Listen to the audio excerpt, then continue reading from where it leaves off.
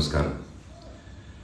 గత కొన్ని నెలలుగా అంటే డిసెంబర్ 8, 2024 నుంచి ఏం జరుగుతుందో మీరు అందరూ చూస్తున్నారు. మీ అందరికీ మై అపాలజీస్, నన్ను క్షమించండి. ఎందుకంటే ఈ ఒక సమస్య నేను ఎవరి కోసం అయితే పోరాడుతున్నానో మా స్టూడెంట్స్ కోసం అండ్ మా కాలేజీలో ఆపోజిట్లో ఉన్న పని చేసుకుంటూ ఉన్న ప్రజల కోసం అండ్ వ్యాపారాలు చేసుకుంటున్న ప్రతి ఒక్కరి కోసం. అండ్ నేను ఫస్ట్ నుంచి దాని మీద మాట్లాడుతుంటే అది తప్ప డైవర్షన్ చేస్తూ నా మీద అటాక్లు చేస్తూ నా కుటుంబ సభ్యులను లాగుతూ నన్ను ఒక మనిషిని ఎన్ని విధాలుగా ఇబ్బంది పెట్టాలో అన్ని విధాలుగా ఇబ్బంది పెట్టేస్తున్నారు. అండ్ భయపడతారు అనుకుంటున్నారేమో, అది జరగని పని, ఈ జన్మకి జరగదు. అది నేను తప్పు చేయలేదు.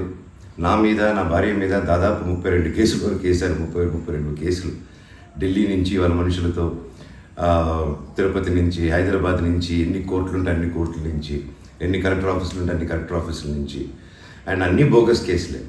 అండ్ అన్నింటికి నాది ఒకటే రిప్లై, ఎందుకంటే నిజానికి ఒకే వర్షన్ ఉంటుంది, అబద్ధానికి అన్ని వర్షన్స్ ఉంటాయి. క్లుప్తంగా ఈ మధ్య జరిగింది.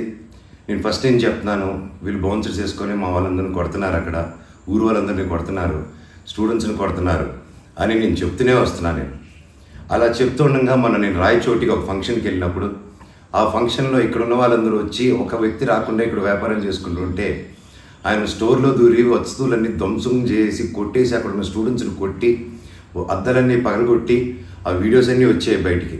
ఇంకా చాలా వీడియోస్ ఉన్నాయి. అన్నీ నేను చంద్రగిరి సిఐ గారికి ప్రతి ఒక్కరికి ట్రాన్స్ఫర్ చేయడం జరిగింది. ఓనర్ ఇంకా కనిపించలేదు, ఆయన ఏమయ్యాడో ఎవరు దీంట్లో ఉన్నారో తెలియదు. కాకపోతే వచ్చి కంప్లైంట్ అది చూసిన వాళ్ళు వచ్చి కంప్లైంట్ ఇస్తున్నా కంప్లైంట్ తీసుకోలేని పరిస్థితి. కంప్లైంట్ రాసిస్తే కంప్లైంట్ బాగాలేదు, ఇది బాగాలేదు, సో ఇంకోటి రాసుకోరండి. ఒక 3 రోజుల తర్వాత కాదండి చెప్తున్నది కంప్లైంట్ అంటే 3 రోజులు అయిపోయింది కదా, ఇంకెందుకు అంటే ఇన్ని రోజులు నేను కొట్లాడుతున్నారని చెప్తూ పోరాటం జరిగే మధ్యలోనే ఇలా వచ్చి అటాక్ చేసుకుని ఎవడేం చేయలేరు ఇక్కడ అని ఒక మాబ్క్రసీ జరుగుతుంది. అండ్ నిన్న రాత్రి కూడా నాకు ఇంటెలిజెన్స్ నుంచి మా హాస్టల్లో ఉన్న సురేష్ అన్నకి ఆ వాయిస్ రికార్డింగ్ కూడా మీకు పంపిస్తాను. ఫోన్ చేసి నేను ఆనరబుల్ సీఎం గారి దగ్గర బందోబస్తులో ఉన్నాను, మనోజ్ గారు అక్కడికి వచ్చారా, ఎందుకు వచ్చారు, మీ హాస్టల్ దగ్గరికి వచ్చారా, ఎఫ్ఐ దగ్గర రెస్టారెంట్ దగ్గరికి వచ్చారా, ఏదైనా ప్రోగ్రామ్ చేశారా. నేను ఆ సార్కి చెప్పాను, సార్ ఇఫ్ ఎనీథింగ్ నన్ను అడగండి. నేను ఆ సార్తో ముందు కూడా మాట్లాడాను, మీరు వాళ్ళని ఇబ్బంది పెట్టకండి, ఎనీథింగ్ ఎనీ టైం నాకు ఫోన్ చేయండి అన్నాను. పైగా నిన్న మధ్యాహ్నం 3-4 అలా జరిగింది ఆ ఫోన్ రావడం, నేను ఆ సార్తో మాట్లాడటం. మళ్ళీ నిన్న రాత్రి నేను ఇక్కడ తెలిసిన వాళ్ళ రిసార్ట్లో ఉంటే, ఇప్పుడు దాదాపు ఒక 15-20 ఇళ్ళు ఉంటాయి ఇక్కడ. వాటి మధ్యలో అన్నీ దాటుకుంటూ సైరన్ వేసుకుంటూ 10:30కి వచ్చి నేను, నా నెక్స్ట్ ఫిలిం డైరెక్టరు, నా సిబ్బంది అందరూ కూర్చొని మేము అప్పుడే డిన్నర్ కూర్చొని తిందామని కూర్చున్నప్పుడు సరా అని వచ్చారు. సరే ఏంటంటే అందరూ కంగారు పడి వెళ్ళారు. ఏంటి సార్ అంటే, మీరంతా ఇక్కడ ఏం చేస్తున్నారు, నేను సీఎం గారి దగ్గర నుంచి వస్తున్నాను, ఆనరబుల్ సీఎం గారి దగ్గర నుంచి వస్తున్నాను, నీ పేరేంటి, ఏ ఊరు, అసలు ఇక్కడ ఎందుకు ఉంటున్నారు మీరు అని రాత్రి 10:30కి ఒక ఎస్ఐ గారు, కానిస్టేబుల్ గారు. అండ్ నేను వెంటనే దిగాను కిందకి. సార్ ఏంటి సార్ సీఎం గారు దగ్గర నుంచి వచ్చారని చెప్తున్నారు, what did we do mistake sir, ఒకసారి నాకు చెప్పండి ఎవరు అప్రోచ్ అయ్యారో, నేను వచ్చి కలుస్తాను సార్ అని చెప్పాను. లేదు సీఎం గారు లేదు, నేను ఆయన బందోబస్తు ఫినిష్ చేసుకుని వచ్చాను అని చెప్పి ఆయన మాట మార్చారు. ఓకే సార్ అంటే మేము దాదాపు ఒక 10-15 మంది ఉన్నామండి ఇక్కడ రిసార్ట్లో, ఒక 3 ఇళ్ళు తీసుకుని ఉన్నాం. అండ్ అందరూ చూస్తున్నారు, అన్ని రికార్డింగ్స్ అన్నీ చేస్తున్నాం మేము జరిగిందంతా.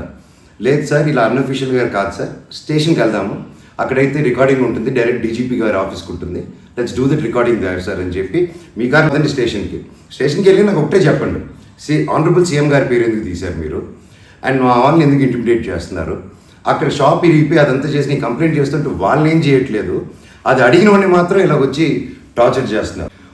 భయానికంటే ప్రేమ గొప్పదండి, అది నేను నమ్ముతాను. అండ్ నేను మళ్ళీ చెప్తాను, జరిగింది ఇది. అండ్ నేను అక్కడికి వెళ్ళిన తర్వాత పోలీస్ స్టేషన్కి నేను నా కారులో ఎక్కి స్టేషన్కి వెళ్ళాను.